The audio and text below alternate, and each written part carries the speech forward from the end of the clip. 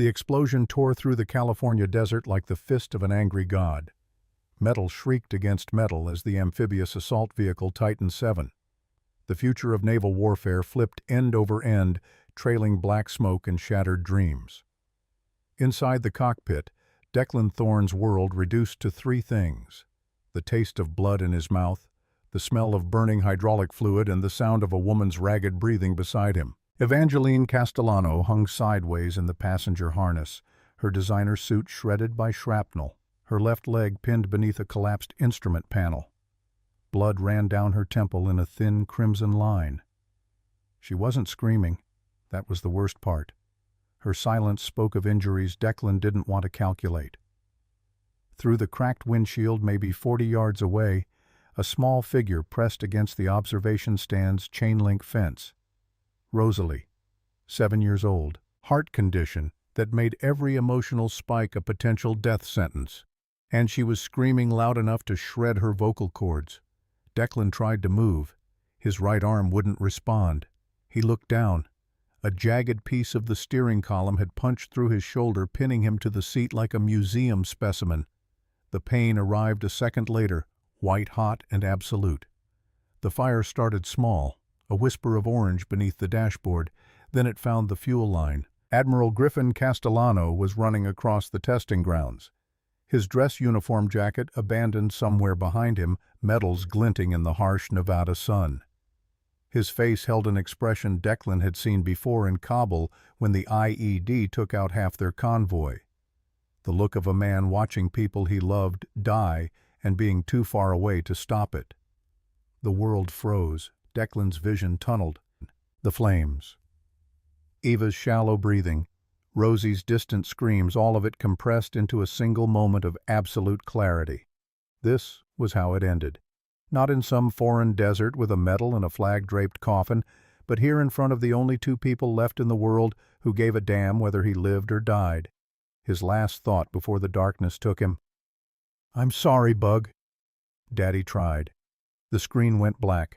White letters materialized against the void 96 hours earlier. Brooklyn smelled like exhaust fumes and yesterday's rain. The kind of neighborhood where the bodega owners knew your name and the rent was 2 months overdue. Declan Thorne's Garage Cross Motors, though the neon sign had lost the M 3 years back, occupied a converted warehouse that leaked when it rained and froze when it didn't. 5:30 in the morning, and Declan was already under the chassis of a 1987 Humvee that had seen better decades. The undercarriage was a roadmap of rust and desperation. The owner, a weekend warrior who thought he could flip military surplus for profit, had paid half up front. Declan needed the other half to make rent. Again. The smartwatch on his wrist buzzed. Not the regular alarm, the emergency alert.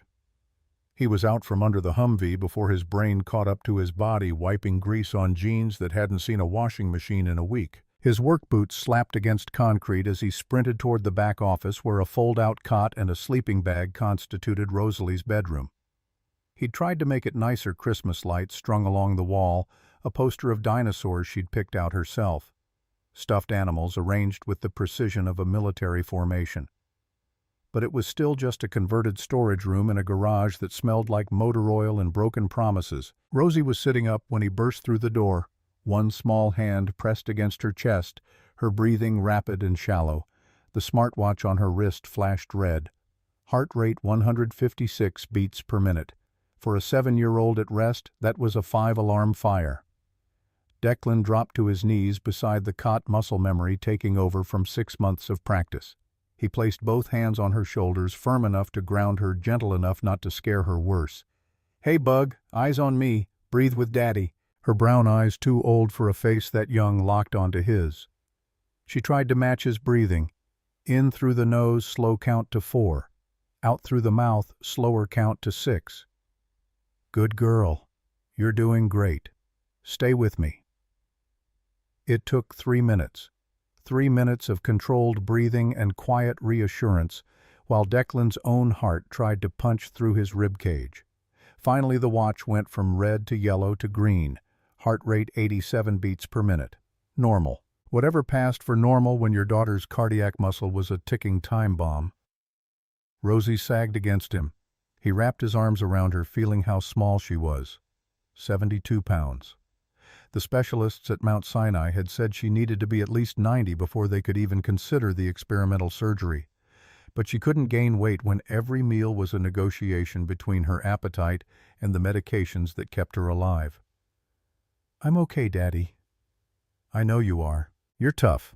Toughest kid in Brooklyn." "Can I have pancakes?" Declan glanced at the mini-fridge in the corner. 2 eggs, half a gallon of milk that was probably still good, box of Bisquick that had maybe one more batch left in it.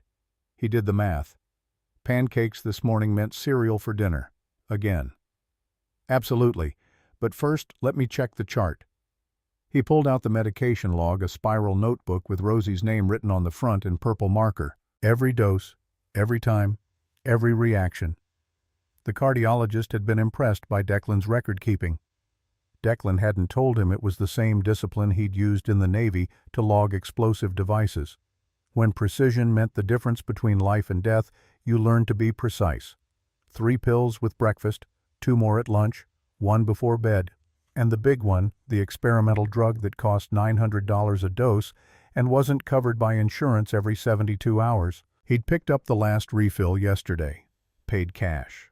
The pharmacist hadn't asked where a mechanic got that kind of money, and Declan hadn't volunteered that he'd sold his grandfather's watch. He had 4 doses left. That was 12 days. After that, he'd need $3,600 he didn't have. The medical bills were taped to the side of the fridge. Declan didn't look at them anymore. The total had stopped meaning anything around the $500,000 mark. Now it was just a number. $847,294.18. Might as well be $1 billion. The piggy bank, a ceramic T-Rex that Rosie had painted herself, sat on the shelf above her cot. Declan had counted it last night while she slept. $2,847. 7 years of saving every spare dime. Enough to buy maybe 3 doses of the medication, enough to keep her alive for 9 more days.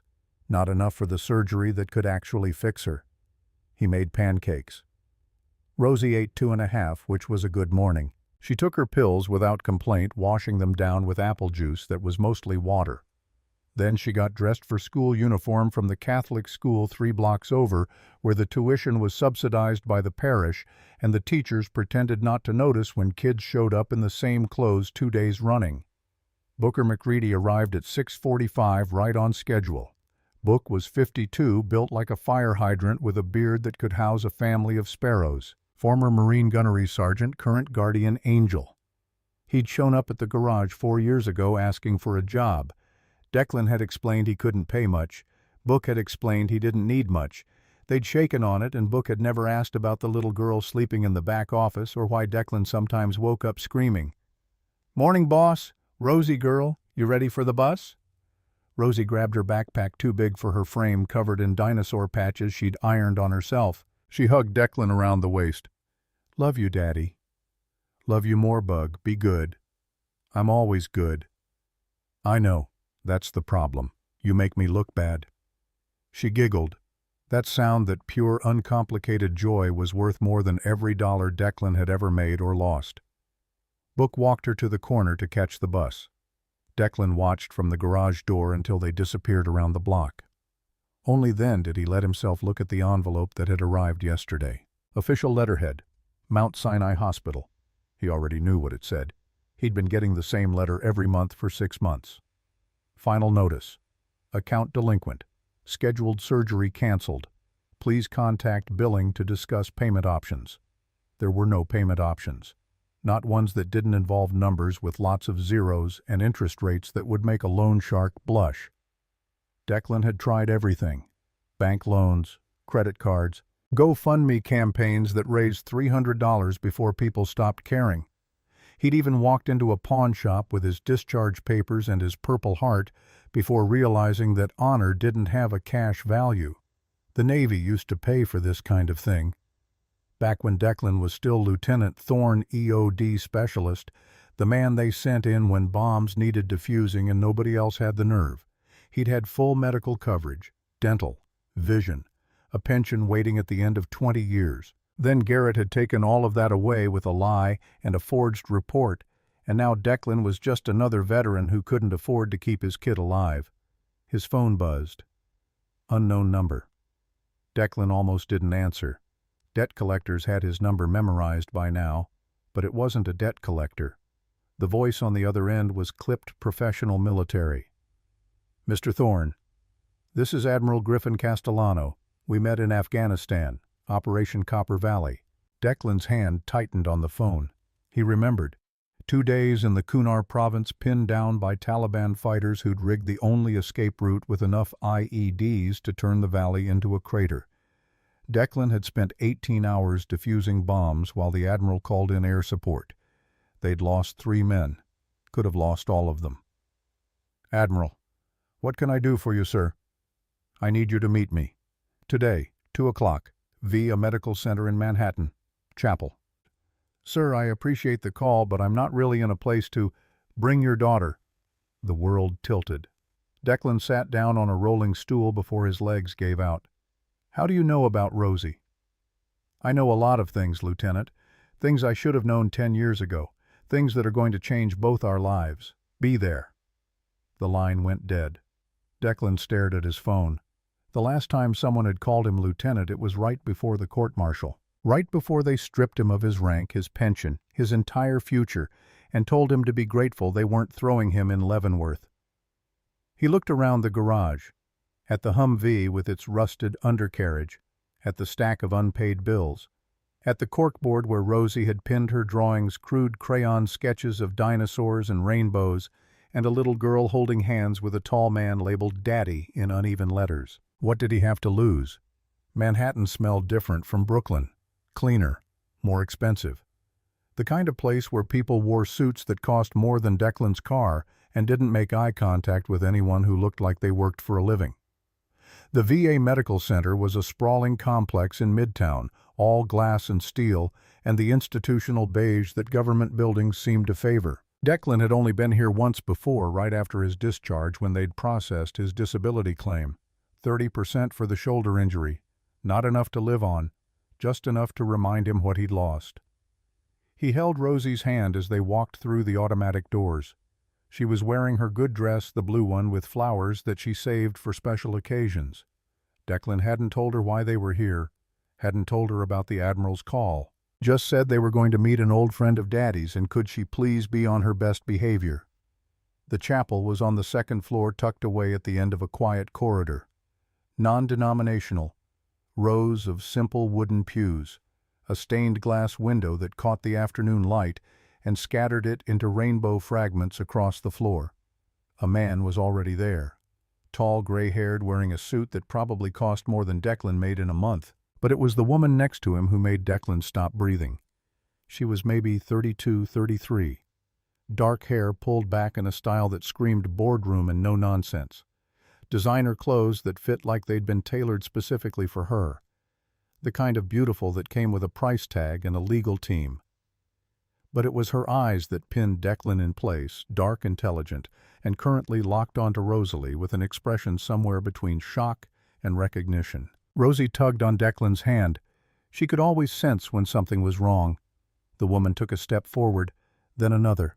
She was moving like someone in a dream or a nightmare, unable to look away from Rosie's face.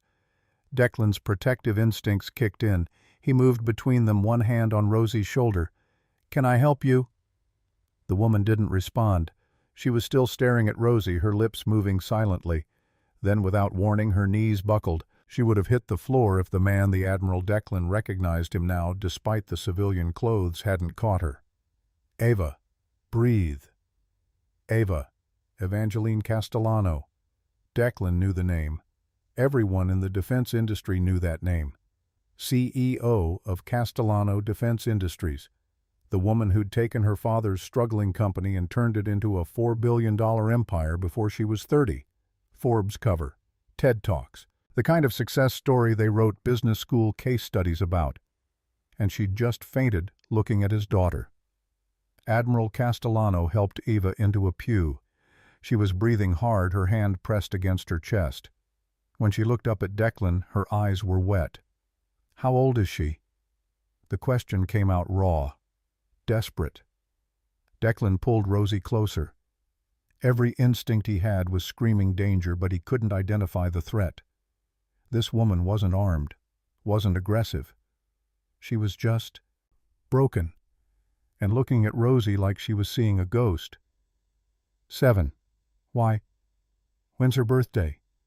Lady, I don't know who you are, but you need to back off. March 14th, Admiral Castellano said quietly.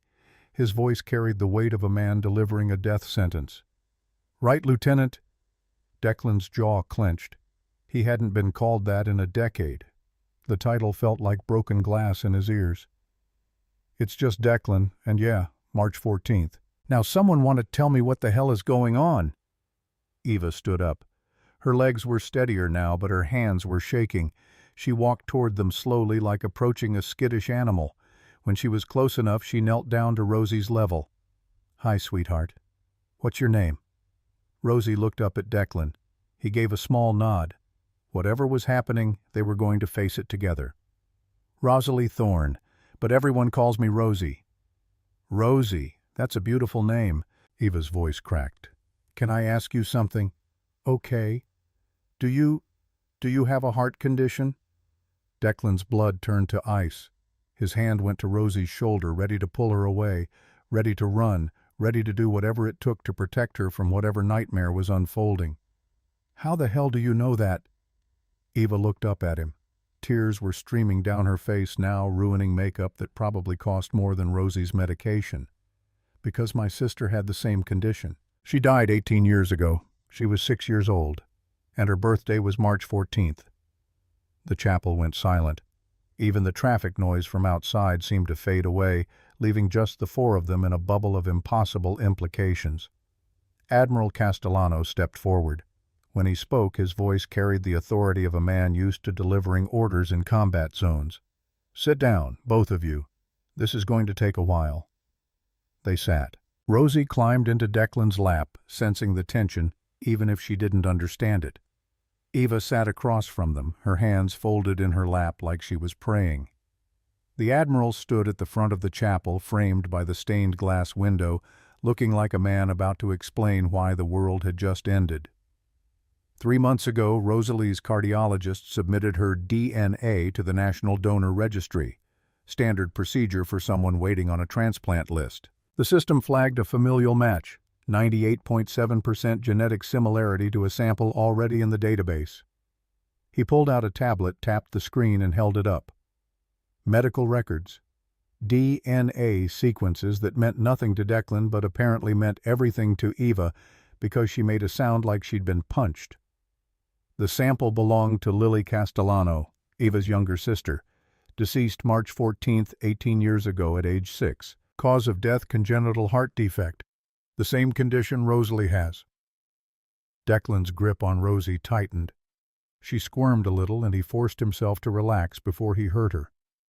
That's not possible. Rosie's not... I adopted her. She's not related to anyone. The agency said she was abandoned.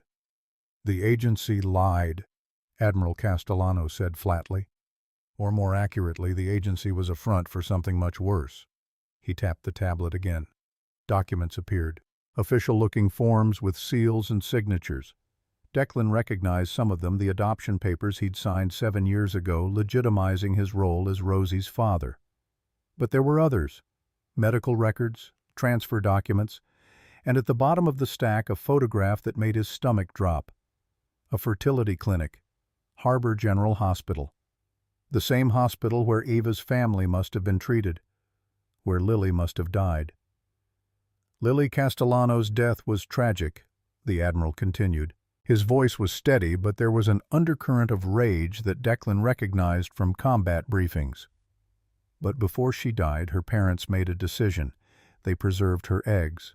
She was young, only 6, but the technology existed. It was experimental, but they were desperate.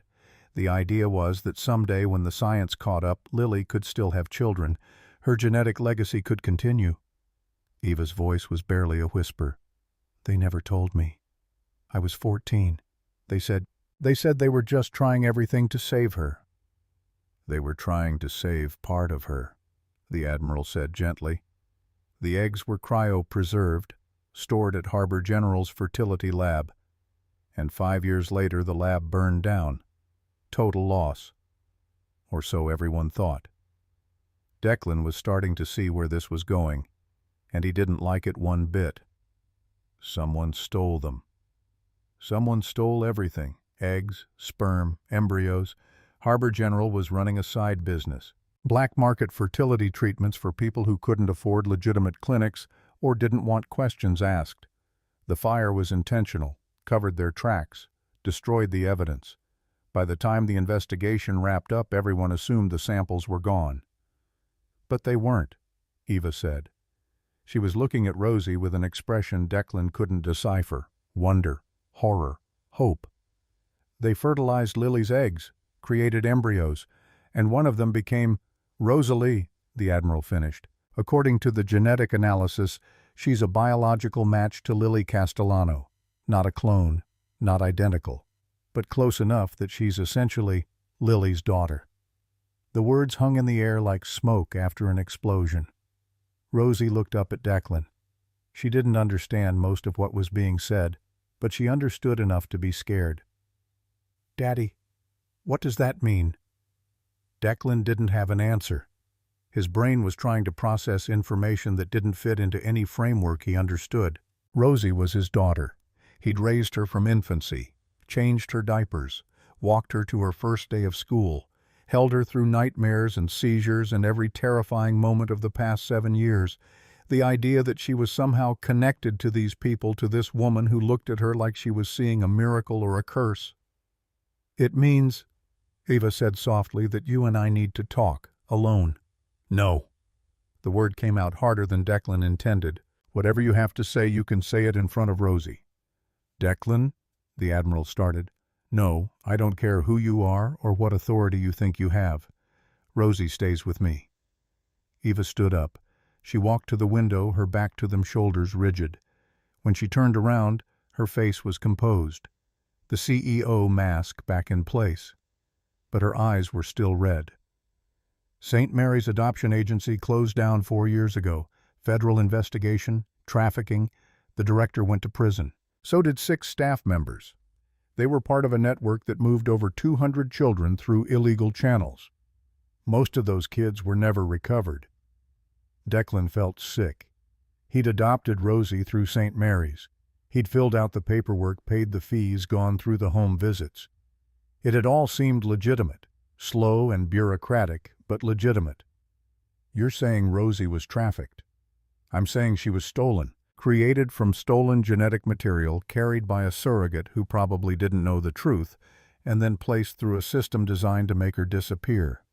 Whoever orchestrated this knew exactly what they were doing, and they did it to cover their tracks." The Admiral's face was grim. "We've been investigating for 3 months, since the DNA match came back. The trail is cold, but we've found fragments. The surrogate who carried Rosalie died in childbirth. Convenient. The doctor who performed the fertilization disappeared. Also convenient. The only thread we've been able to follow leads back to one person." He pulled up another image on the tablet. A photograph. A man in an expensive suit shaking hands with politicians and power brokers. 48 years old according to the caption. Senator Garrett Thorne, New York. Declan's world stopped. His brother's face stared back at him from the screen. Older, more polished, but unmistakable. "No, you know him," the Admiral said. It wasn't a question.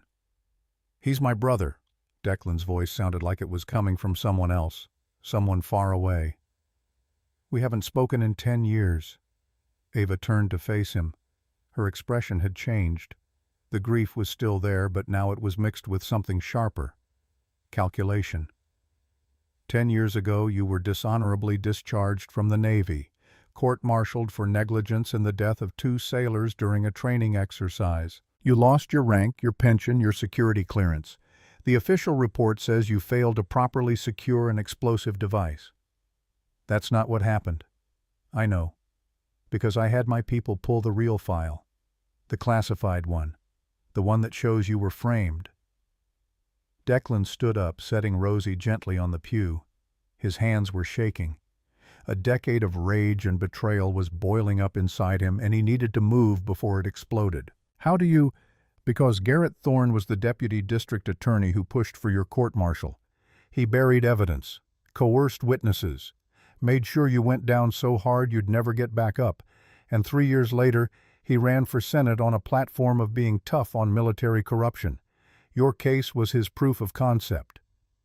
The chapel walls felt like they were closing in. Declan couldn't breathe, couldn't think. Every certainty he'd built his life on was crumbling. Why would he do that? Eva's voice was cold now, professional. The voice of a woman who'd built an empire by seeing patterns others missed. Because you discovered something he needed buried. And the easiest way to bury a secret is to bury the person who knows it. The Admiral pulled up more files. Documents that made Declan's vision blur. Investigation reports, financial records, a web of transactions and shell companies that all led back to one conclusion.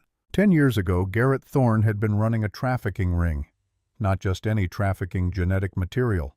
Eggs, sperm embryos stolen from fertility clinics and sold to the highest bidder. Harbor General had been one of his suppliers.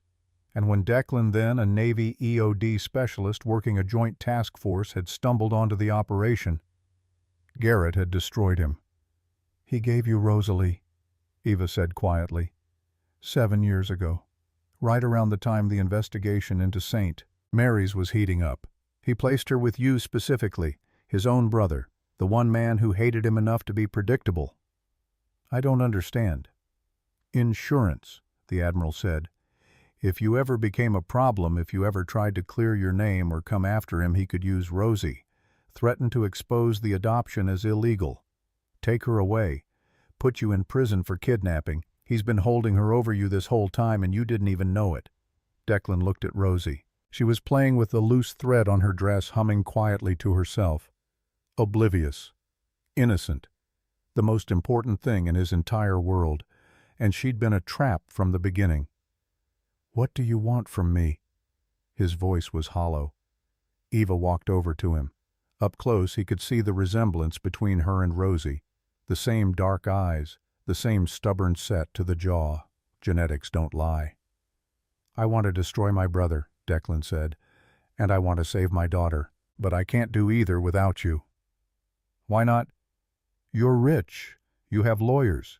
You have your father's influence. Because Garrett's smart. He's covered his tracks. The evidence is circumstantial at best. And even if we could prove everything, he'd drag it out in court for years Rosalie doesn't have. Eva's voice cracked. Her medical records say she needs surgery within 6 months or the condition becomes inoperable. How long do you have? Declan didn't answer. Didn't need to. Eva could read it in his face. So here's the deal. You and I work together. We get Garrett. We save Rosalie. And when it's over, we figure out what comes next. What comes next, lady? You just told me my daughter is your sister's genetic child. You think I'm going to just hand her over? I don't want to take her from you. Eva's hand shot out, grabbing his wrist with surprising strength. Look at me. I don't want to take her. I want to help her. Because whether you like it or not, she's the only piece of Lily I have left, and you're the only father she's ever known. So we're stuck with each other. The door to the chapel opened. A man in a dark suit stepped inside, his face grim. Senator Thorne just filed a motion with family court. Emergency custody hearing. 72 hours. Admiral Castellano swore. Ava's face went white. Declan felt the world tilt again. What does that mean? It means, the Admiral said, Garrett knows we're onto him, and he's making his move. He's going to argue that you're an unfit parent. PTSD, financial instability, criminal record from the court-martial. In 72 hours, a judge is going to decide whether Rosalie stays with you or goes into state custody pending a full investigation. State custody means Garrett's people, Eva added. Foster care, group homes, places where kids disappear and no one asks questions. Rosie looked up from her dress. Daddy, what's wrong? Declan knelt down beside her. He took her small hands in his scarred, calloused ones. Nothing, Bug. Just grown-up talk. You hungry? Want to get some ice cream? Can I have chocolate? You can have whatever you want. She smiled. That pure, trusting smile that made every hardship worth it. Admiral Castellano's voice was quiet but firm. You have 72 hours to prove you're fit to keep her, or to find evidence strong enough to take Garrett down. Or both. Your choice. Declan stood up. He looked at Eva, at the Admiral, at the man in the suit who was probably a lawyer or a federal agent or some other species of professional problem solver. What do you need me to do? Eva pulled out her phone, brought up a schematic. It took Declan a moment to recognize it, a military vehicle. Amphibious, 8 wheels, heavy armor. The kind of thing the Navy would use for beach assaults or riverine operations. Titan 7, next-generation assault platform, $4.2 billion contract. Testing starts in 72 hours at the Naval Proving Grounds in California. My company built it, but the prototype failed its last 3 trials, capsized, caught fire, killed 2 test pilots. What does that have to do with? The Navy brass will be there, media, politicians, including Garrett. He's on the Armed Services Committee. He has to attend. Eva's eyes were hard now, focused. The grief had been filed away somewhere locked behind the executive armor. You and I are going to pilot that vehicle. We're going to make it work. And we're going to do it in front of everyone who matters. Because if we succeed, the Navy reinstates you. Full honors, back pay, medical benefits, everything Garrett took from you. You become a hero again. And heroes don't lose custody battles. And if we fail, then we all lose. Garrett gets Rosalie, gets the Titan 7 contract through a puppet company he controls, and gets away with everything he's done for the past decade. Declan looked at Rosie. She was licking her fingers, having found a mint in her pocket, completely unaware that her entire future was being decided in the next 72 hours. I'll do it, whatever it takes. Eva extended her hand. Then we have a deal. Declan shook it.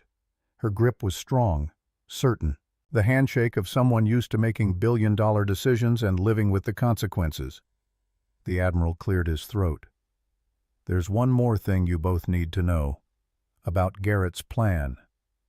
He pulled up a final document on the tablet. An email. Encrypted, but someone had cracked it. The subject line read, Titan 7 specifications.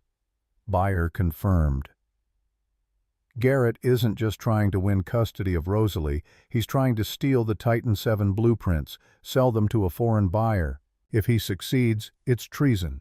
And if he fails, he'll burn everything down to cover his tracks, including anyone who gets in his way. Eva's jaw tightened, which means the testing in 72 hours isn't just a test, it's a trap. For who? Declan asked. The Admiral looked at him with an expression that was part sympathy, part respect. For all of us, Lieutenant, welcome back to the war. The Castellano Defense Industries headquarters occupied 43 floors of chrome and glass in Lower Manhattan, the kind of building that made statements about power without needing to say a word. Declan had never been inside a structure this expensive. The lobby alone probably cost more than his entire garage, all polished marble and abstract sculptures that looked like frozen explosions. Eva moved through the space like she owned it, which technically she did. Employees nodded as she passed, their faces carefully neutral. Fear and respect in equal measure. She didn't acknowledge them. Her focus was already 3 steps ahead, calculating angles Declan couldn't see yet. The private elevator required a key card and a thumbprint. Eva's hand was steady as she pressed it to the scanner. Declan's wasn't. The last 24 hours kept replaying in his head Rosie's face when he'd dropped her at Book's apartment, promising he'd be back soon. The lie had tasted like copper on his tongue. Book had asked one question, "This gonna fix things?" Declan hadn't had an answer. The elevator climbed in silence. 43 floors. Declan counted everyone, a nervous habit from his EOD days when counting kept you alive. At floor 37, Eva finally spoke. "You'll meet my senior team. They don't know about Rosalie yet, As far as they're concerned, you're a contract consultant. Former Navy EOD brought in to troubleshoot the Titan VII's stability issues. What happens when they find out the truth? They won't. Not until this is over. Her reflection in the polished elevator doors was perfectly controlled. No trace of the woman who'd broken down in the chapel yesterday. In my world, vulnerability is currency. I don't spend it unless I have to. The elevator opened onto a floor that was part war room, part executive suite. Screens covered one entire wall, displaying schematics and data feeds from testing facilities across 3 continents. A conference table dominated the center, surrounded by leather chairs that probably cost more than Declan's truck. 3 people were waiting. Ava made perfunctory introductions. Reese Donovan was 29, chief systems engineer with red hair pulled into a functional ponytail and eyes that assessed Declan like he was a mechanical problem requiring solution. She'd built the Titan VII's hydraulic systems from scratch, Eva explained, and took the vehicle's failures personally. Tyler Blackwell looked barely old enough to drink all nervous energy and expensive sneakers, his laptop covered in stickers from conferences Declan had never heard of. MIT dropout, Eva said. Best digital warfare specialist in the private sector. He'd cracked Pentagon security at 17 just to prove he could then turn down their job offer because government work was boring. Booker McReady stood near the window, arms crossed, looking exactly as out of place as Declan felt. Eva must have brought him in overnight. Book caught Declan's eye and gave a small nod. Translation: Rosie's safe. Still breathing. Still his. For now. Eva pulled up the Titan VII schematics on the main screen. The vehicle looked like something from a science fiction film. 8 massive wheels. Amphibious hull armor plating thick enough to stop a rocket-propelled grenade. In theory, it could transition from ocean to land in under 30 seconds while carrying a full platoon of Marines. In practice, it kept trying to kill everyone inside it. Reese walked Declan through the failures. First test 6 months ago capsized in 8-foot swells, drowned both pilots before rescue could extract them. Second test, stabilizers failed during high-speed turn, vehicle rolled, crushed the driver. Third test, engine fire during water-to-land transition, pilot suffered third-degree burns over 40% of his body. The math works, Reese was saying, frustration bleeding through her professional tone. On paper, every system is perfect, but something happens during transition. The center of gravity shifts wrong. The ballast compensation overcorrects. We've run the simulations 1,000 times. Simulations aren't the desert, Declan cut in. Everyone turned to look at him. He pointed at the schematic, specifically the undercarriage.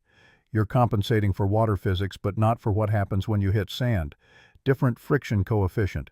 The wheels dig and the weight transfers forward, and your ballast tanks are still configured for buoyancy. You're fighting 2 different environments with one set of instructions. The room went quiet. Reese pulled up the ballast system specs, her fingers flying across the keyboard. Tyler leaned over her shoulder, then let out a low whistle. He's right. The transition protocol assumes solid ground, but beach assaults don't happen on concrete. You hit wet sand, the lead wheels sink maybe 3 inches before finding purchase. That's enough to shift the center of gravity forward by 7 degrees. Reese finished. Her face had gone pale, which triggers the stabilizers to compensate backwards, which tips the vehicle into a roll. Ava was watching Declan with an expression he couldn't read. Assessment, maybe, or surprise that the grease monkey from Brooklyn knew things her MIT engineers had missed. Can it be fixed? Her voice was level, but there was an edge underneath. 72 hours was now 64. The clock kept ticking whether they were ready or not. Not in time, Reese said flatly. We'd need to redesign the entire ballast system. That's weeks of testing minimum. Then we don't redesign it. Declan moved to the schematic, his finger tracing the hydraulic lines. We trick it. Add a secondary sensor array here and here. Have it read ground resistance in real time. When it detects sand instead of concrete, it delays the ballast dump by 2 seconds. Keeps the weight centered until the rear wheels have purchase.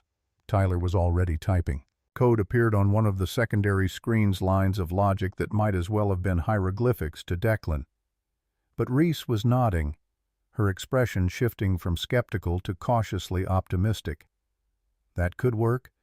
It's inelegant as hell, but inelegant keeps you alive," Declan said. "I've defused bombs held together with duct tape and prayers." "Pretty doesn't matter if it doesn't work." Book spoke up from his position by the window. "How long to install it?"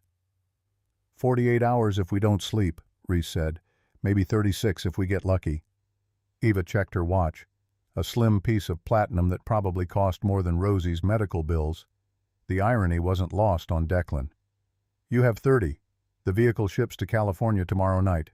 Tyler, I need you on something else." The kid looked up from his laptop. "Boss." "Senator Garrett Thorne. I want everything. Financial records, communication logs, travel history for the past decade. Focus on the years around the Harbor General fire and the St. Mary's operation. Find me the connection we can prove in court." Tyler's fingers were already moving. "That's a lot of encrypted data. Government servers have... I don't care about the obstacles. Find a way." The room emptied quickly after that. Reese headed for the fabrication lab, already on her phone ordering parts. Book followed his bulk, somehow comforting in this sterile corporate environment. Tyler disappeared into whatever digital caves hackers called home. Ava stayed at the window looking down at the city 43 floors below. Declan joined her. From this height, Brooklyn was just a smudge on the horizon. Somewhere in that smudge, Rosie was probably doing homework or watching cartoons, unaware that her entire future was being decided by people in expensive suits.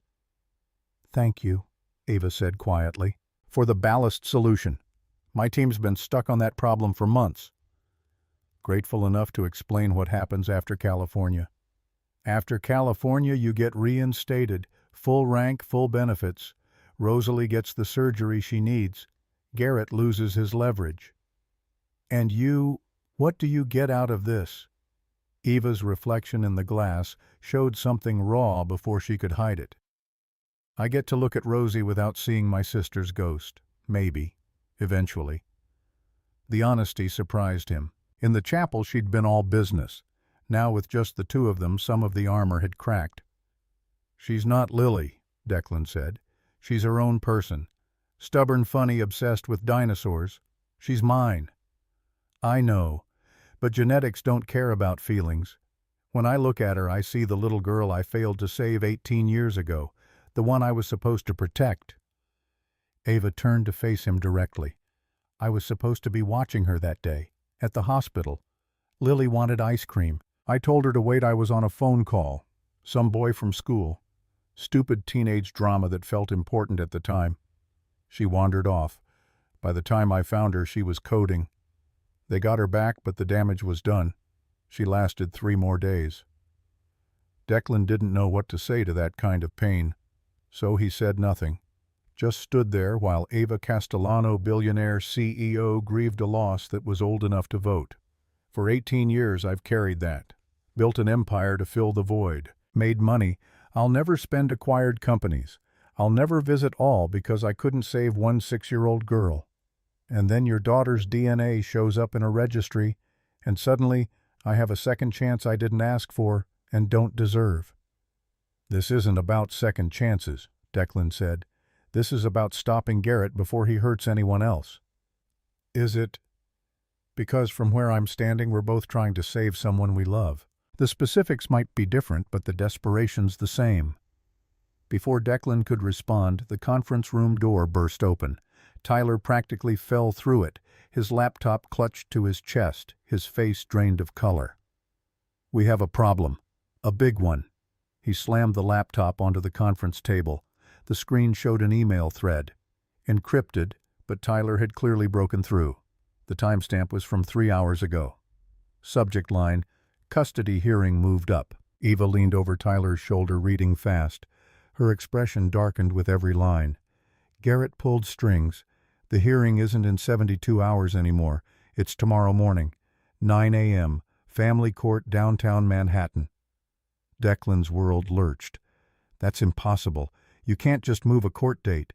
You can if you're a senator on 3 oversight committees and the judge owes you a favor." Eva's voice had gone cold, calculating. He's accelerating the timeline, trying to grab Rosie before we can get to California. Tyler scrolled down. Another email. This one had an attachment, a psychological evaluation. Declan's name at the top. He didn't need to read it to know what it said. PTSD, violent tendencies, unfit for guardianship. Where did he get that? VA records, Tyler said. Sealed files from your discharge evaluation. Someone with high-level access pulled them and leaked them to Garrett's legal team. Eva was already on her phone, her voice sharp enough to cut glass. Get me Patricia Vance. I don't care if she's in court, pull her out. Tell her I need the best family lawyer in New York in my office in the next hour, and I need them to perform a miracle. She hung up, then made another call. And another. Declan watched her mobilize resources he couldn't comprehend. Lawyers, investigators, people who owed her favors or feared her retribution. The machine of wealth and power grinding into motion. But all he could think about was Rosie. In 12 hours a judge was going to decide her fate based on lies and manipulated evidence, and Declan would have to stand there and watch it happen. Tyler cleared his throat. There's more. You're not going to like it. He pulled up another set of files. Financial records. Transactions flowing through shell companies with names like Pacific Trust Holdings and Sierra Investment Group. Millions of dollars moving in patterns that screamed money laundering. I've been tracking Garrett's finances for the past 6 hours. Guy's careful but not perfect. He's been funneling money through these shells for years. And guess what they all have in common? Eva studied the screen. They're all registered to addresses near fertility clinics. Bingo. Harbor General, Riverside Fertility, Brookstone Women's Health. Every clinic that had a major theft or fire in the past 15 years. Garrett was there cleaning up the evidence and profiting from it. Declan felt sick. How many kids? Tyler's face was grim. Based on the transaction volume, at least 50, maybe more. Rosalie was just one piece of a much bigger operation. The number hit Declan like a physical blow. 50 children, 50 families destroyed or manipulated, 50 lives built on lies and stolen genetics. Can we prove it? Eva's voice was steady, but her hands were clenched so tight her knuckles had gone white. In court, maybe, but not by tomorrow morning. The evidence is solid, but it needs time to authenticate. Forensic accountants, expert witnesses, the whole process. We're talking months, not hours. Eva turned to Declan. We need leverage, something we can use tomorrow to delay the hearing or discredit Garrett's custody claim. Ideas. Declan's mind was racing. He'd spent 10 years thinking about Garrett, about revenge, about justice, but always in abstract terms, someday fantasies that kept him going through the worst nights. Now someday was tomorrow morning, and he had nothing. Except the surrogate, he said slowly. The woman who carried Rosie. You said she died in childbirth. Hemorrhage according to the death certificate, Tyler confirmed. Jessica Rourke, 23 years old, no family, no next of kin. Body was cremated within 48 hours. That's convenient, too convenient. What if she didn't die? What if Garrett paid her off, gave her a new identity, and the death certificate is fake? Eva's eyes narrowed. It's a long shot. It's all we have. If we can find her, get her to testify that Garrett orchestrated the surrogacy, it still doesn't prove he was running a trafficking ring. Eva cut in. One woman's testimony about one illegal surrogacy arrangement. Garrett's lawyers will tear her apart, paint her as a liar trying to cash in. But it delays the hearing, Declan insisted, raises questions about Rosalie's adoption, forces the court to investigate before making a custody decision. Tyler was already typing. On it. Give me 4 hours. If Jessica Rourke is alive and left any digital footprint in the past 7 years, I'll find her. He grabbed his laptop and disappeared into one of the side offices, the door closing behind him with a decisive click. The silence that followed was heavy. Declan checked his phone. No messages from Book. That was good. It meant Rosie was fine. Probably asleep by now, curled up with the stuffed brachiosaurus she'd had since she was 3. Eva poured herself a drink from a cabinet that probably cost more than Declan's truck. Scotch amber and expensive. She didn't offer him any. just stood there staring at the liquid like it held answers. My father told me once that the hardest part of command is making decisions with incomplete information. You can have all the data in the world, but there's always something you don't know, some variable you can't predict, and you still have to choose. This isn't a military operation. Isn't it? We have an objective: protect Rosalie. We have an enemy, Garrett. We have limited resources and a ticking clock. Sounds like combat to me. Declan walked to the window. The city lights below were starting to blur together. Exhaustion was catching up to him. He'd been awake for 36 hours straight, running on adrenaline and black coffee. What happens if we lose tomorrow, if the judge gives Garrett custody? Eva's reflection in the glass was perfectly still. Then we take her and run. I have resources, safe houses, false identities. We disappear until we can build a case strong enough to win. That's kidnapping. That's survival. I've built my entire career on calculated risks. This is just another one. The casual way she said it, like stealing a child and fleeing the country, was just another business decision, should have terrified Declan. Instead, it was almost comforting. At least one of them was willing to burn the world down if necessary. His phone buzzed. Book's number. Declan answered before the first ring finished. "Talk to me." Book's voice was low, urgent. "We got a situation. 2 men just knocked on my door. Federal badges, Child Protective Services. Said they need to do a welfare check on Rosalie." Declan's blood turned to ice. "Don't let them in." "Already didn't. Told them to come back with a warrant, but they're not leaving. They're sitting in a car across the street watching the building." Eva was already moving her phone to her ear, barking orders at someone about injunctions and emergency motions. Declan's hand tightened on his phone hard enough to make the case creak. "Is Rosie awake?" "Sleeping. Kid's got lungs on her, though. I can hear her snoring from the living room." Despite everything, Declan felt a flicker of warmth. Rosie's snoring sounded like a broken lawnmower. She'd be mortified when she was older and found out Declan had recorded it. "Keep her inside. Don't answer the door for anyone except me or Eva. And Book." "Yeah, boss." "If they try to force their way in, you have my permission to make it difficult for them." Book's chuckle was dark. "Been a while since I got to remind people why they called me Sledgehammer. Could be fun." Declan hung up. Eva had finished her call and was pulling up security footage on one of the screens. The feed showed Book's apartment building, grainy but clear enough to see the sedan parked across the street. 2 men inside watching. "CPS doesn't do welfare checks at 11 p.m., Eva said, "and they definitely don't stake out the location afterward. Garrett's moving faster than we thought. He's panicking, which means Tyler found something. Something bad enough that Garrett wants Rosalie in his control now, not tomorrow." As if summoned by the mention of his name, Tyler burst back into the conference room. His face was flushed, his eyes wild with the manic energy of someone who'd just cracked something they shouldn't have been able to crack. "Jessica Rourke is alive, living in Spokane, Washington under the name Jennifer Rothman, waitress at a truck stop diner, and you're not going to believe this." He pulled up a photo.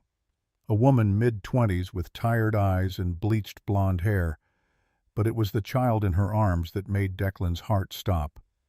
A little girl, maybe 3 years old, dark hair, dark eyes, the same eyes Rosie had. "She has a daughter," Tyler said, "born 2 years after Rosalie. No father listed on the birth certificate. But I ran facial recognition on the kid against our database." He pulled up a comparison image. Side by side. The little girl in Spokane. Rosalie. The facial structure was nearly identical. They're sisters. Biological sisters. Which means Jessica Rourke didn't just carry Rosalie. She carried at least one other child from Lily Castellano's stolen embryos. Eva sat down heavily. Her hand went to her mouth, and for a moment she looked like she might be sick. 3 embryos, she whispered. Dr. Sullivan said there were 3 viable embryos from Lily's eggs. Rosalie is 1. This child is 2. Which means there's a 3rd one out there somewhere, Declan finished. The implications crashed down on all of them. This wasn't just about Rosalie anymore. There were other children. Other families who had no idea their kids were built from stolen genetics. Other lives that Garrett had manipulated for profit. Tyler pulled up more data. I cross-referenced the timing. Jessica Rourke disappeared from Baltimore 7 years ago right after giving birth to Rosalie. Showed up in Spokane 5 years ago pregnant. Gave birth to the second girl, Emma. Been working at the same diner ever since. Garrett paid her to disappear, Eva said. Her voice had gone flat. Clinical. The CEO mask back in full force. Paid her to carry multiple children and then vanish. How much? Tyler pulled up bank records. A series of wire transfers. $200,000 spread over 3 years. Enough to live modestly. Not enough to attract attention. She's being watched, Declan said. Something about the transaction pattern bothered him. Those transfers come every 6 months. Like clockwork. That's not payment. That's a leash. Garrett's keeping tabs on her, making sure she stays quiet. Which means if we approach her, Garrett will know. Eva stood up, pacing. We need to get to her before he can silence her permanently. Spokane's a 4-hour flight. We could be there by dawn. And leave Rosalie here with CPS parked outside Book's door. Not a chance. Declan's phone buzzed again. Different number this time. Unknown. He answered anyway. The voice on the other end was cultured, smooth, familiar in the worst possible way. Hello, little brother. Long time. Garrett. Declan's hand clenched around the phone. Eva was watching him, her expression sharp. She mouthed, "Speaker." He tapped the button. Garrett's voice filled the conference room, rich with false warmth. I assume you've heard about the custody hearing. Tomorrow morning. I tried to give you more time, but the judge felt we couldn't delay any longer. Child welfare and all that. What do you want, Garrett? Want? I want what's best for Rosalie. A stable home. Proper medical care. A father who isn't drowning in debt and PTSD. But since you asked, I'm prepared to make this easier on everyone. Eva's eyes were cold. She held up her phone, showing a recording app. Already active. I'm listening. The Titan 7 specifications. Full technical package. Delivery systems, armor composition, propulsion schematics. Eva Castellano has them. You're working with her now, I understand. Get me those files and I'll withdraw the custody petition. You keep Rosalie. I go away. Everyone wins. Declan looked at Eva. She was shaking her head, her expression absolute. That's treason. That's survival. The files won't hurt anyone. My buyers are defensive, not aggressive. They just want to stay competitive in a changing world. And in exchange, your daughter gets to grow up with the only father she's ever known. Seems like a fair trade to me. Nothing you offer is fair. It's a trap. Garrett's laugh was soft, almost fond. Still so naive. After everything I taught you. The world runs on trades, Declan. Power for loyalty, money for silence, children for compliance. You've had Rosalie for 7 years because I allowed it. Now it's time to pay the bill. Eva grabbed a notepad, scribbling, "Keep him talking." Tyler's recording tracing the call. Declan took a breath. And if I refuse? Then tomorrow at 9 a.m. you stand in front of Judge Morrison and watch him give custody to the state. From there, Rosalie goes to a foster home I've carefully selected. Good people, very cooperative. And every few months she'll have a little accident. Nothing fatal. Just enough to keep you desperate. Keep you compliant. Until eventually you do what I ask, or she runs out of time. The threat was delivered with the same casual tone someone might use to discuss the weather. Eva's face had gone white. Tyler looked like he wanted to vomit. Declan's voice was steady. You'd hurt an innocent child to get military secrets. I'd hurt anyone to get what I want. That's the difference between us, brother. You have lines you won't cross. I don't. Which is why I'm a senator and you're a mechanic. The line went dead. The silence in the conference room was suffocating. Tyler was bent over his laptop, fingers flying. After a moment he looked up, shaking his head. Burner phone. Probably already in a trash can somewhere. But I got the recording, every word. Clear enough for court.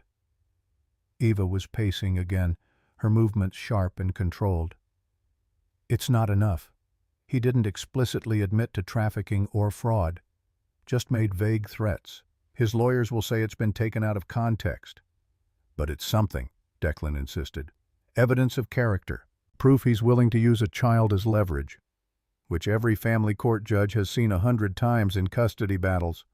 It's not the smoking gun we need. Declan wanted to put his fist through a wall. Instead, he pulled out his phone and called Book. Still quiet. For now, but the suits are still watching. They're not even trying to hide it. Pack a bag for Rosie. Clothes, medications, her stuffed dinosaur. Be ready to move in 30 minutes. Where are we going? Somewhere Garrett can't reach. I'll text you the address. He hung up and turned to Eva. I need your father's help. The Admiral. Can he provide protection? Someplace federal property where local CPS can't touch us? Eva nodded slowly. The naval base at Staten Island. It's technically military jurisdiction. CPS would need federal authorization to enter, which takes days, maybe weeks. Set it up. She made the call. Declan watched the city lights below his mind racing through scenarios and contingencies. Every path led to the same conclusion. They were outgunned, outmaneuvered, and running out of time. Tyler spoke up from his corner. I might have something. On Jessica Rourke. Her digital footprint is pretty clean, but she made one mistake. Posted a photo on Facebook 2 months ago. Her daughter Emma's birthday party. Tagged the location. He pulled up the image. A small apartment. Balloons. A homemade cake. And in the background, barely visible through a window, a street sign. I cross-referenced with Google Maps. Found the apartment. But there's more. Tyler zoomed in on another detail in the photo. A man's reflection in the window. Blurry, but definitely male. Definitely watching. Jessica's being surveilled. Has been for at least 6 months based on similar background details in other photos. Garrett's not just paying her to stay quiet. He's making sure she can't talk even if she wanted to. Declan's jaw clenched. So we can't just fly to Spokane and knock on her door. Whoever's watching will report back the second we make contact. Unless, Eva said slowly, we make them think we're someone else. She pulled up a new screen. Started typing. Within minutes, she'd created a false digital trail, social media accounts, email addresses, even a fake business license for a documentary film company. We go in as journalists, doing a story on single mothers working multiple jobs. Completely innocuous. Jessica agrees to an interview. We film her talking about her life, and buried in that conversation, we get her to admit the truth about Rosalie and Emma. And the surveillance sees exactly what they expect to see, a struggling waitress trying to get her 15 minutes of fame. By the time they realize what actually happened, we're already gone with the footage. Tyler was nodding. I can backdate the social media accounts, make it look like this film company has been in development for months. Totally legitimate. Declan looked between them. This is insane. This is necessary, Eva corrected. We have 12 hours until the custody hearing. We can't get to California in time to prove you deserve reinstatement, but we can get to Spokane in time to prove Garrett orchestrated an illegal surrogacy. It's not perfect, but it's something. Her phone buzzed. She glanced at the screen, then at Declan. My father. He's arranged quarters at Staten Island. Book and Rosalie can move there tonight. CPS can't touch them on base. What about tomorrow's hearing? You show up, I show up. We present what evidence we have and pray Judge Morrison is having a good day. Worst case, we ask for a continuance. Claim new evidence is emerging, buy ourselves another 72 hours.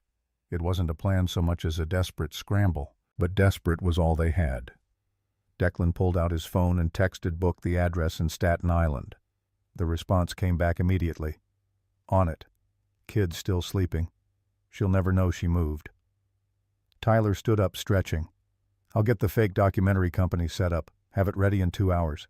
But boss, you should know if we're flying to Spokane tonight, we're missing the window to install the ballast fix on Titan 7. Vehicle ships to California tomorrow evening. If we're not there to oversee it. The testing happens without us, Eva finished. And Titan 7 fails again, and the Navy cancels the contract. Which means no reinstatement for Declan. No proof he's fit to parent. Garrett wins the custody battle by default. The trap was elegant. Declan had to admire it even as it closed around his throat. Go to Spokane, maybe find evidence against Garrett, but sacrifice the one thing that could prove he deserved to keep Rosie. Stay in New York, finish the Titan 7 repairs, but leave Jessica Rourke to disappear or die before she could testify. Eva was watching him. Your call. We split up. You go to Spokane. I stay here and finish Titan 7, or we do this together. Declan thought about Rosie, about the way she held his hand when she was scared, about her laugh when he did the dinosaur voices during bedtime stories, about 7 years of being the only constant in her chaotic, fragile life. We do it together. Tyler, how fast can you get us to Spokane and back? The kid grinned. Boss lady's got a private jet. We can be wheels up in 90 minutes. 4 hours to Spokane, 2 hours on the ground, 4 hours back. Land in New York around 7 a.m. Gives you 2 hours to shower and get to court. And Titan 7. Reese can handle the installation. She doesn't need us standing over her shoulder. The fix is simple enough that nothing about military engineering is simple, Declan cut in. But we're out of options. Make the call. Eva was already moving, gathering files, issuing orders into her phone. Declan watched her operate with something like awe. This was a woman who'd built a $4 billion empire before she was 30, who negotiated with generals and senators like equals, who could pivot from grief to strategy in the time it took to blink. And she was doing all of it to save a little girl she barely knew, because that little girl carried the DNA of someone she'd failed to save 18 years ago. Declan's phone buzzed. Book again. We're on base.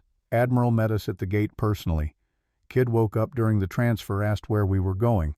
Told her it was an adventure. She believed me. Thanks, Book. Don't thank me yet. Just get this done, whatever it takes. Declan hung up and turned to find Eva holding out a leather jacket. Expensive. Probably cost more than his rent. It's cold in Spokane this time of year. He took it. The leather was soft, broken in. Not new. She'd worn this before. We're going to pull this off, she said. Not a question. A statement of fact. We're going to find Jessica Rourke, get her testimony, and be back in time for court, and then we're going to watch Garrett's empire burn. Declan wanted to believe her, wanted to trust in the certainty that came so naturally to people who'd never really lost anything that mattered. But he'd learned the hard way that the universe didn't care about plans or justice or which side deserved to win. All you could do was fight, and keep fighting until there was nothing left to lose. Tyler appeared in the doorway. Car's ready, jets fueled. We're good to go. They moved as a unit. Eva, Declan, Tyler through the empty corridors of Castellano Defense into the elevator down to the basement garage where a black SUV waited. The driver didn't ask questions, just drove. The private airfield was 30 minutes outside the city, a small strip used by executives who valued discretion over convenience. The jet was sleek and white, the kind of aircraft that could cross continents without refueling. Tyler boarded first, immediately plugging into the jet's Wi-Fi to continue whatever digital magic he was working. Eva paused at the stairs, looking back at Manhattan's skyline. For a moment her mask slipped. Declan saw the exhaustion underneath, the fear. You okay? No, but I will be, once this is over. She climbed aboard.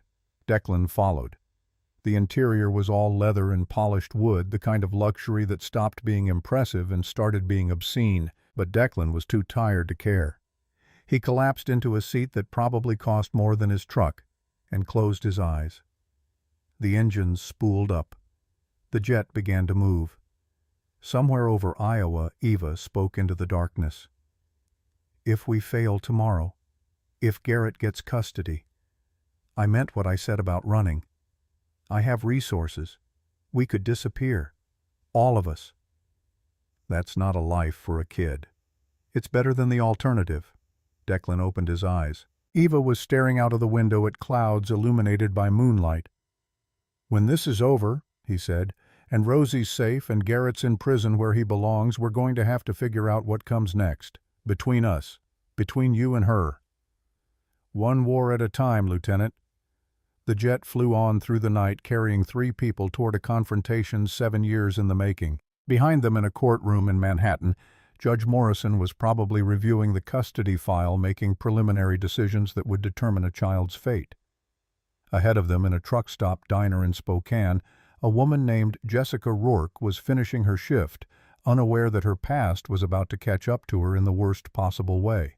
And somewhere in between, Senator Garrett Thorne was smiling confident in his victory, unaware that the brother he'd destroyed a decade ago was about to become the architect of his downfall. The end game was beginning, and nobody was ready for what came next. Spokane wore the pre-dawn darkness like a shroud. The truck stop sat on the edge of the interstate, all flickering neon and exhaust fumes, the kind of place where people passed through but never stayed. The diner attached to it, Mel's 24-hour, had seen better decades. Cracked vinyl booths, linoleum that remembered when Elvis was still alive, coffee that tasted like regret. Jessica Rourke was wiping down tables when they walked in at 4:30 a.m.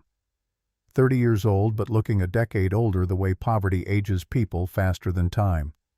Bleached hair pulled back in a ponytail, tired eyes that had stopped expecting good news.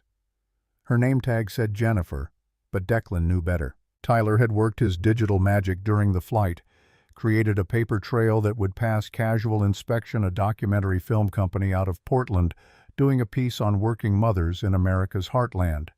Eva was the director. Declan was the cameraman.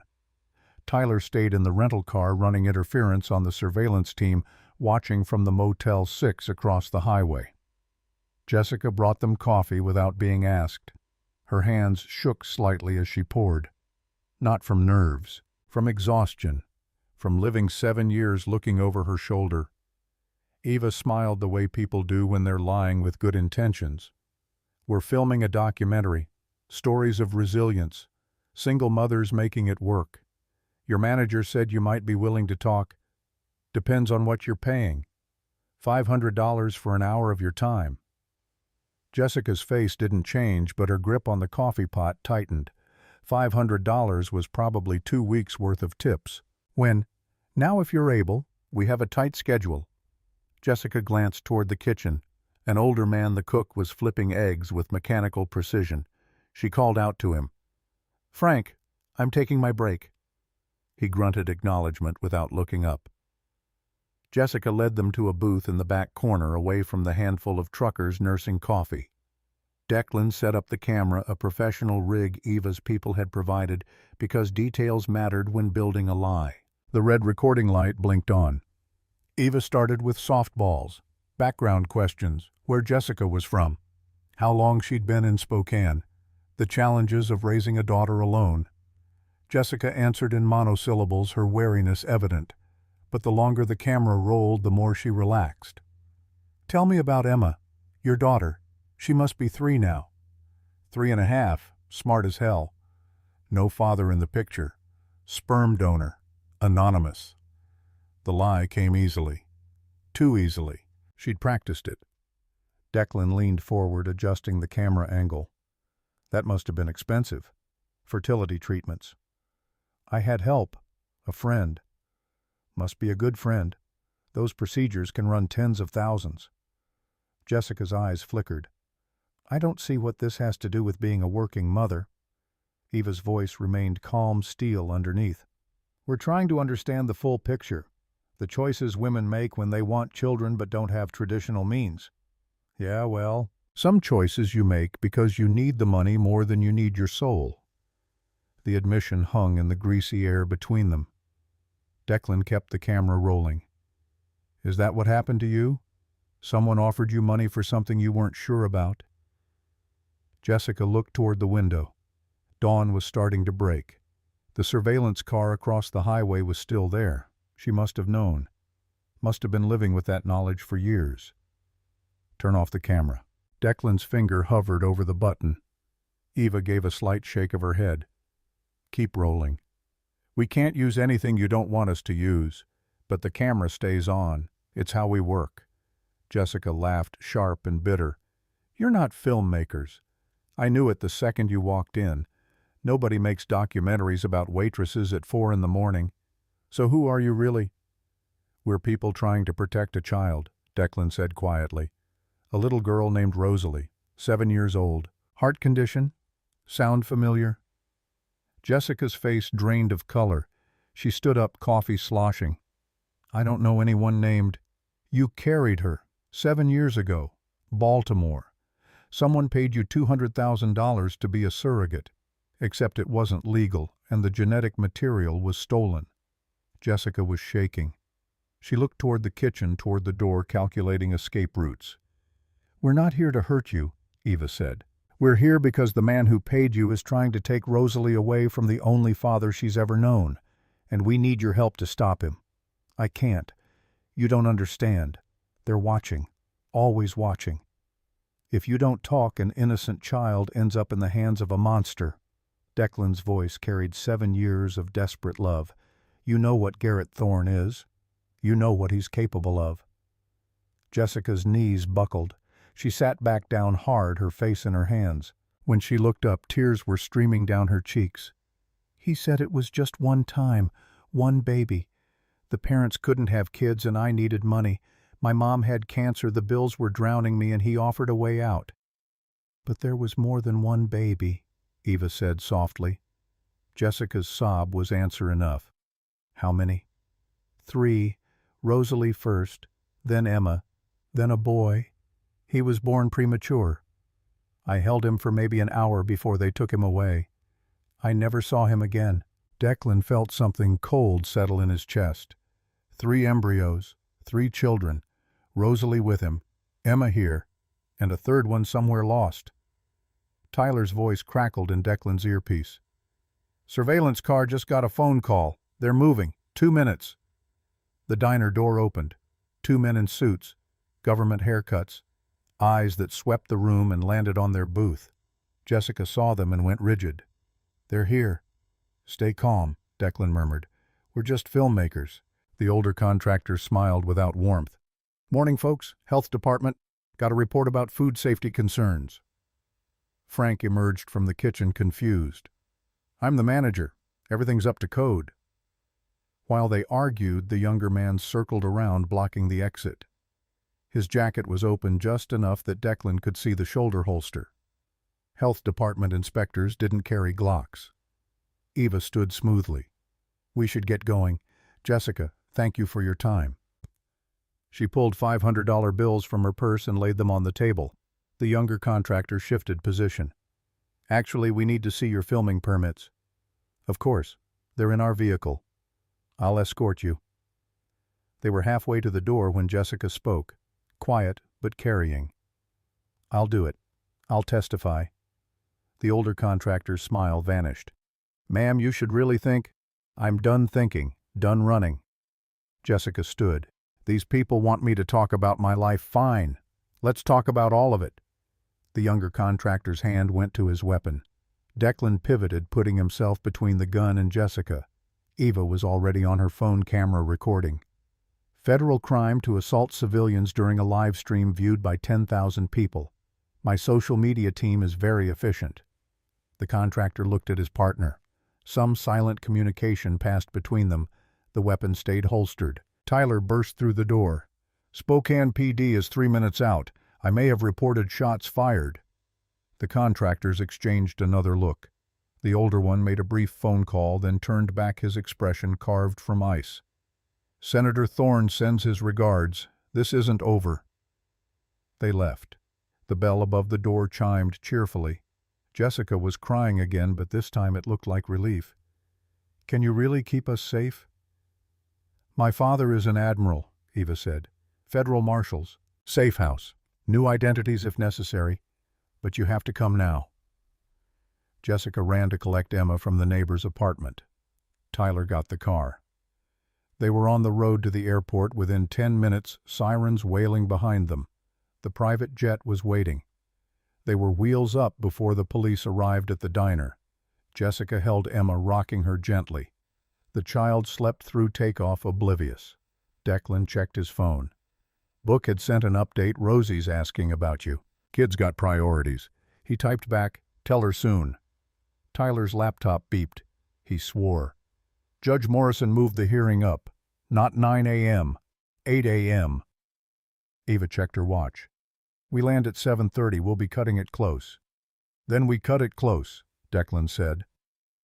The flight back was tense. Tyler worked his keyboard building a legal brief. Eva coordinated with her father. Jessica dozed.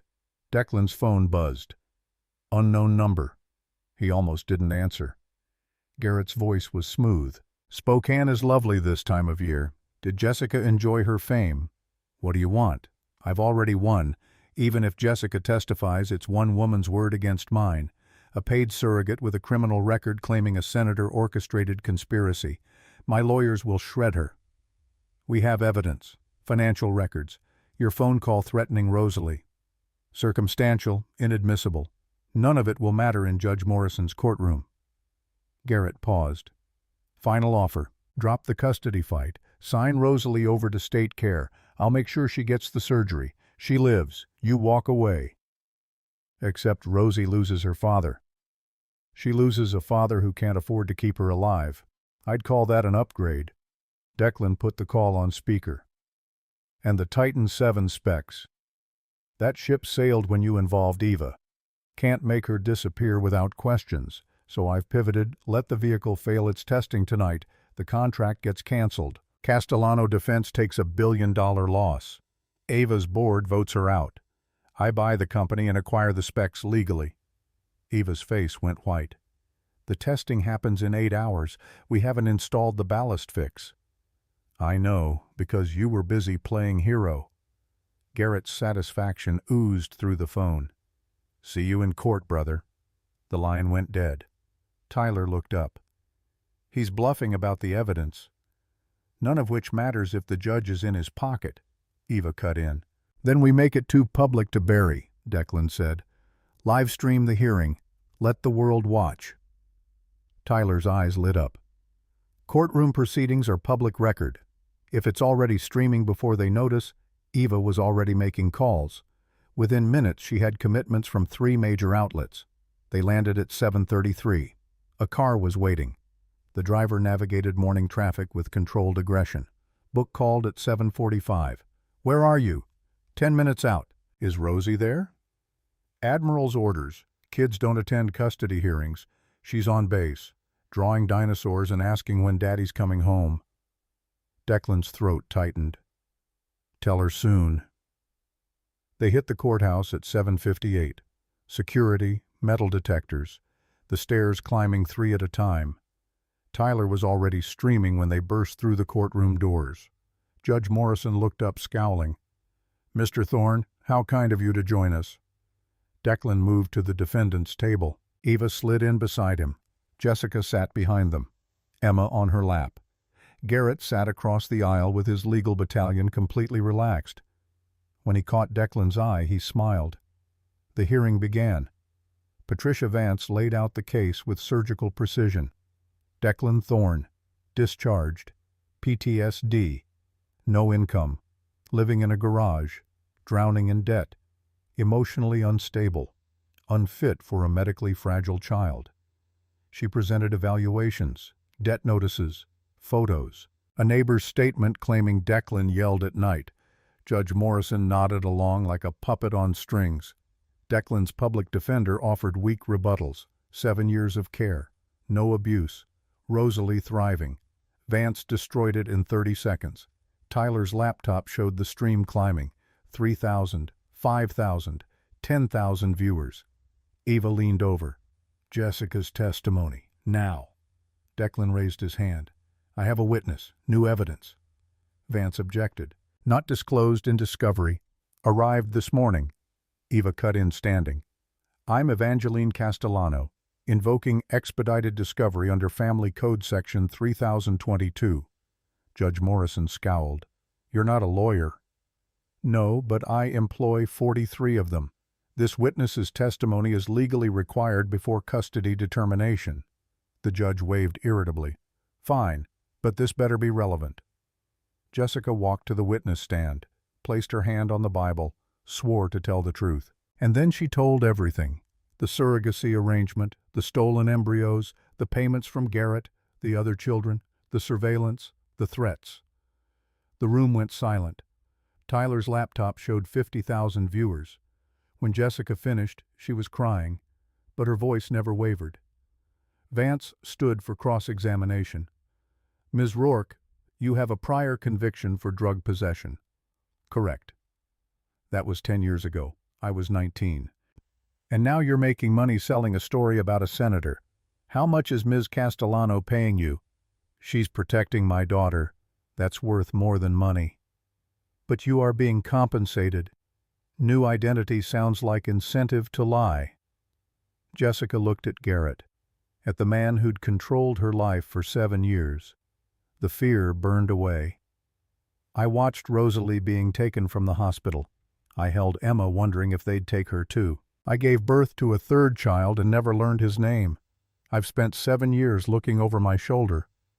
So yeah, I have incentive. Every incentive to make sure that monster never hurts another child." The courtroom erupted. Tyler's laptop showed 200,000 viewers. Garrett stood. "Your Honor, this is a circus." "Sit down, Senator." Judge Morrison's voice cut through the chaos. For the first time he looked uncertain. "Ms. Vance, do you have evidence to contradict this testimony?" Vance looked at the cameras, at the thousands watching. "We'll need time to investigate." "How much time?"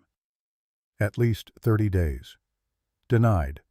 Based on testimony presented, I'm ordering immediate investigation. Until concluded, custody remains with Mr. Thorne. Hearing adjourned." The gavel came down. Declan stood, legs barely supporting him. They'd won. Temporarily.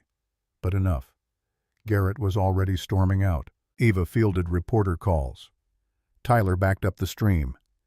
Book appeared with Admiral Castellano. "Congratulations, Lieutenant. You just made front-page news." "As long as Rosie's safe." The Admiral's expression softened. "She's asking for you. Insists on pizza for breakfast. Something about dinosaurs." Despite everything, Declan laughed. Eva finished her call. "Garrett's toxic now. 3 ethics investigations just opened. But he's still dangerous, and we have Titan 7 testing in 8 hours. If that vehicle fails, everything we won becomes irrelevant." Tyler looked up. "Reese says the ballast fix is installed, worked through the night, but it's untested." "Then we hope it works," Declan said. They drove to the naval base. Rosie was waiting surrounded by drawings. When she saw Declan, she launched herself at him. "Daddy, did you win?" He held her tight. "We're winning, Bug. Not done yet." "Good. I made you a picture." A stick figure labeled Daddy next to one labeled me. Above them, family. His vision blurred. "It's perfect. Put it in your wallet, so it's always with you." "Deal." Eva watched from the doorway, her expression complex. Grief and longing and hope. The Admiral cleared his throat. "Flight to California leaves in 90 minutes. Rosalie stays here with Book. Full security." Rosie looked up worried. "You're leaving again." "Just for today. One more thing, then I'm done. Promise." "Double promise." "Triple promise. With dinosaurs." She giggled. "Dinosaurs can't promise. They're extinct." "Then I'll promise for them." He held her another minute, memorizing her. Then stood, kissed her forehead, and walked out. The jet to California was small. Just Eva, Declan, Tyler, and Reese, who looked like she hadn't slept in 3 days. "Tell me it's going to work," Eva said. Reese pulled up schematics. "The math is sound, sensors calibrated. But we're asking a 10-ton vehicle to transition from water to sand at 40 miles per hour. There's a reason the first 3 tests killed people." "Odds?" 70-30, maybe 60-40. Eva looked at Declan. "And if we fail?" "Contract canceled. Navy buys from Garrett's company. I lose reinstatement. You lose CEO position. Garrett wins the long game." Tyler spoke up. "Found the 3rd child. Boy 4 years old. Family in Greenwich. Adopted through the same attorney. Parents are Garrett's donors." "Can we prove it's him?"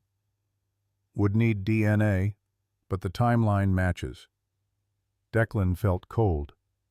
Garrett placed all 3 children, Rosie with me as insurance, Emma with Jessica as collateral, the boy with allies. A network, Eva finished. If any thread gets pulled, others remain intact. The jet flew on. They landed in California at 4 p.m. local. The naval proving grounds were an hour into the desert. The facility was massive. The Titan VII sat at the starting line. 8 wheels, armored hull, the kind of machine that could save lives or end them. Reese walked them through final checks. Test protocol water entry from the transport ship. Navigate 2 miles through ocean. Hit the beach at 40 miles per hour. Transition to land. Complete obstacle course. And if we don't survive, hope you made peace with your gods. Naval officers explained observation protocols, safety measures, the medical team standing by. None of it was reassuring. Garrett arrived at 5, flanked by aides looking composed despite the ethics investigations. When he saw Declan, he smiled. Ready to bet Rosalie's future on a machine that's killed 5 people. Better than betting it on you. Eva approached. Last chance to walk away, claim mechanical issues, delay. Time for what? We end this today. They climbed into the Titan VII. The cockpit was tight. Declan took the driver's seat. Eva strapped into co-pilot position. Reese's voice crackled through the radio. All systems green. Ballast sensors online. Clear for water entry. The transport ship's ramp lowered. Beyond it, the Pacific stretched to the horizon. Declan's hands found the controls. Ready? No. But we're going anyway.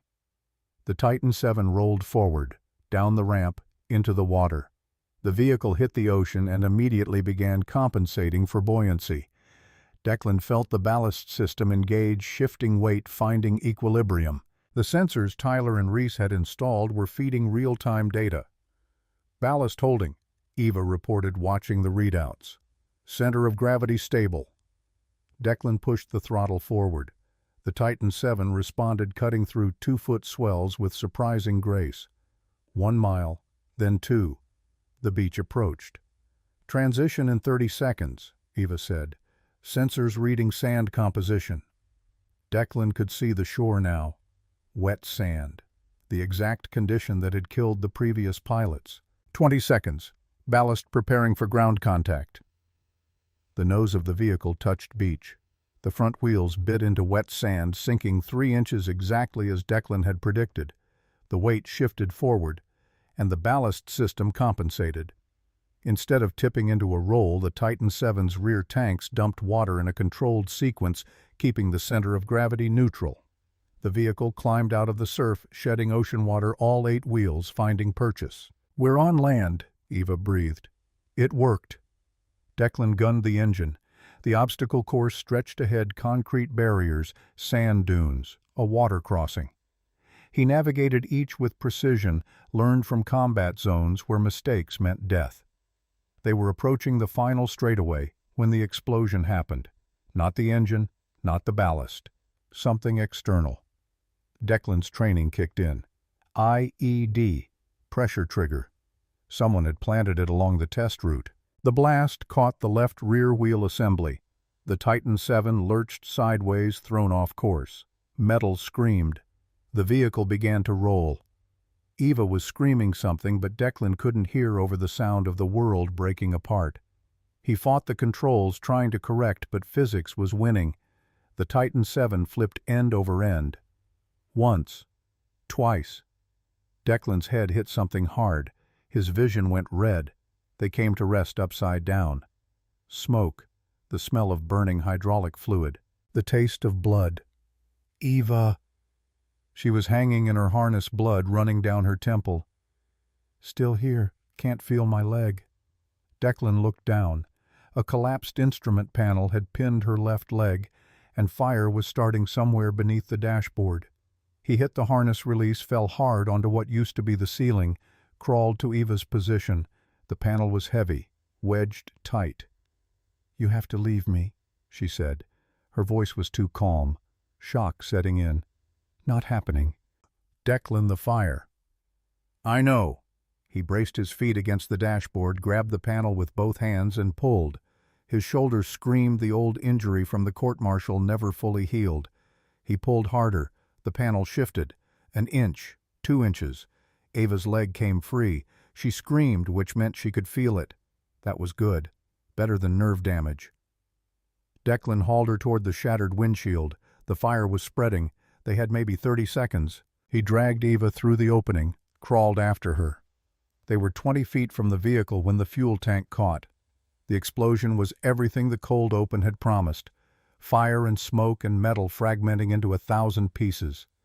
Declan covered Eva with his body until the debris stopped falling.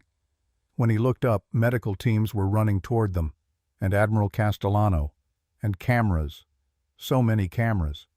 In the observation stand, Garrett was screaming at someone, probably his saboteur, the one who'd planted the IED, the one whose work had just been broadcast to every news outlet in America. Tyler's voice crackled through a radio someone was carrying. Got it.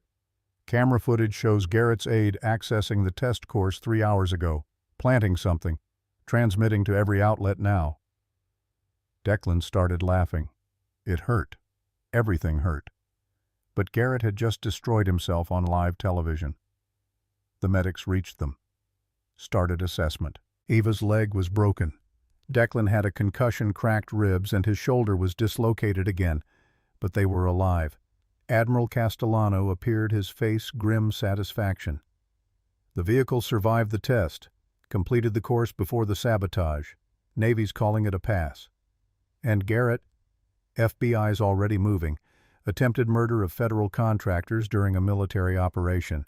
He'll be in custody within the hour.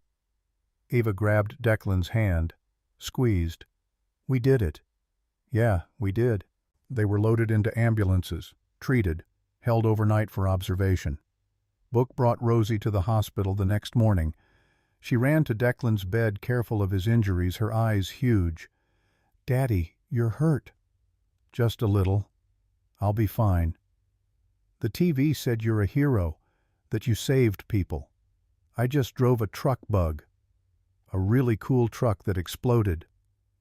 Despite the pain, he laughed. Eva was in the next room.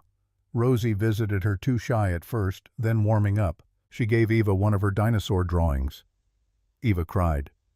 6 weeks later, Declan stood in front of a military tribunal. Not for court-martial this time, for reinstatement. The evidence was overwhelming. Garrett's frame-up exposed. The original investigation files unsealed. Witness testimony from sailors who'd been coerced. The tribunal's decision was unanimous. Full reinstatement. Back pay. Promotion to captain for actions during the Titan VII incident.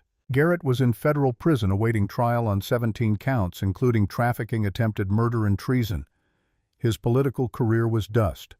The third child, a boy named Michael, had been located. His adoptive parents were cooperating with authorities, horrified to learn the truth. Eva had established a trust fund for all 3 of Lily's genetic children. She was working with Michael's family to maintain contact, build relationships carefully. Jessica and Emma were in witness protection but safe. Happy, according to the marshals. 3 months after California, Declan stood in the VA chapel where everything had started.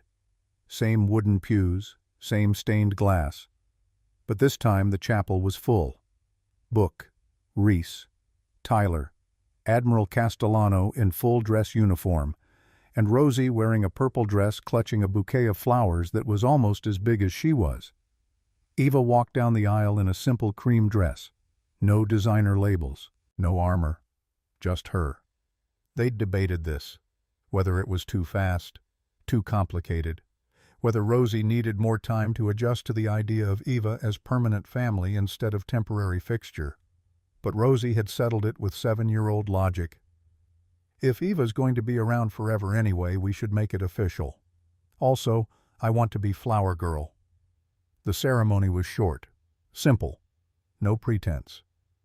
When it came time for vows, Declan pulled out the ring he'd made. Not expensive, not diamond. Titanium forged from a piece of the Titan VII's armor plating that had survived the explosion. I'm giving you something that's been through fire and came out stronger, he said. That's been tested past breaking and refused to break. That's what I'm promising you. Not perfection, but endurance. Eva's eyes were wet. I spent 18 years trying to bring back someone I lost. Then I found 3 children who carry her genetics but are entirely their own people. And a man who taught me that family isn't about blood, it's about who stays. She slid a matching titanium band onto his finger. Admiral Castellano, officiating in his capacity as military chaplain, smiled. By the power vested in me by God and the United States Navy, I now pronounce you husband and wife. Rosie cheered so loud the stained glass rattled. At the reception held in the garage, Declan refused to leave despite Eva's offers of better housing. Book pulled him aside. Never thought I'd see the day, you in monkey suit, actually happy. Neither did I. She's good for you, all of them, the family you built. Declan looked across the garage. Eva was kneeling beside Rosie, examining a dinosaur drawing with appropriate seriousness. Admiral Castellano was arguing good-naturedly with Reese about ballast physics. Tyler was showing Emma, visiting under martial escort, how to code. "Yeah," Declan said, "they really are." His phone buzzed. A text from an unknown number. He almost deleted it. Then he saw the message. "Congratulations, Captain Thorne. Your daughter's surgery is scheduled for next month. Johns Hopkins. Best cardiac team in the country. All expenses covered. Consider it a wedding gift." Admiral C. Declan looked up. The Admiral caught his eye across the room, raised his champagne glass in a subtle salute. Declan saluted back. Rosie ran over, grabbing his hand. "Daddy, Emma wants to see the Humvee. Can we show her?" "Absolutely. You're the tour guide." She dragged Emma toward the garage bay where the old military vehicles sat. Eva joined him, slipping her hand into his. "Think we'll ever have a normal life?" she asked. "Probably not, but I'll take this over normal any day." She leaned her head against his shoulder. Watch their daughter, because that's what Rosie was now legally theirs. Together explain the finer points of military vehicle maintenance to a 3-year-old who couldn't possibly understand. "Me too," Eva said. "Me too." Outside, Brooklyn carried on. Sirens and traffic and the endless noise of 8 million people living too close together. But inside Cross Motors, soon to be renamed Cross Castellano Engineering, there was laughter and family and the kind of happiness that came from surviving the fire together. Declan pulled the drawing from his wallet, the one Rosie had made. Daddy and me and family misspelled and perfect. He looked at it for a long moment. Then he pulled out a pen and added one more stick figure, tall, dark hair standing beside him and Rosie. He wrote above it in careful letters, EVA. Below all of them he added 3 more stick figures, smaller, labeled Emma, Michael, Lily. 7 people, 3 alive at the start, 4 found along the way, all connected by genetics or choice or the simple fact that they'd refused to give up on each other, the family that shouldn't have existed, but did. And that was the only math that mattered.